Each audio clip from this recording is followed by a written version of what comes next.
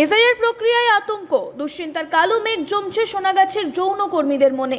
এখানকার অনেক যৌনকর্মীর জন্মভিটার সঙ্গে সম্পর্ক ছিন্ন হয়েছে বহুকাল আগেই। এসআইআর এর নাম তোলার কোনো নথিপত্রই তাদের কাছে নেই। ভবিষ্যৎ কি হবে? দীর্ঘ লড়াইয়ের পর যে ভোটাধিকার পেয়েছিলেন, এসআইআর এর চক্করে তা কি হারিয়ে যাবে?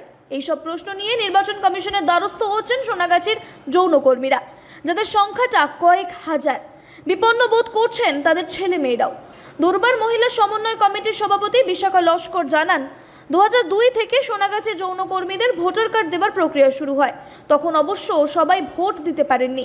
আবার এখানে 2002 সালের পরও এখানে অনেকে এসেছেন, তাদের 2002 এর ভোটার তালিকায় নাম নেই। অনেকেই পরিবার থেকে বহুকাল আগেই বিচ্ছিন্ন হয়েছেন। কেউ আবার খুবই অল্প বয়সে ঘর ছেড়েছিলেন। তাদের পক্ষে বাড়ির ঠিকানা জোগাড় করা, তাদের বাবা মারা কোন বুথে ভোট দিতেন, এসব জানা কোনোভাবেই সম্ভব নয়। তারা কোথা থেকে নথিপত্র পাবেন? প্রশ্ন সভাপতির।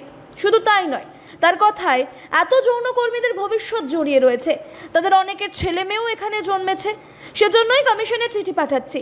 কমিশনকে আমাদের সমস্যার কথা জানাবো। এই যৌনপল্লীতে 8,000-এর মতো সদস্য রয়েছে। সকলেই এদেশের নাগরিকও নন।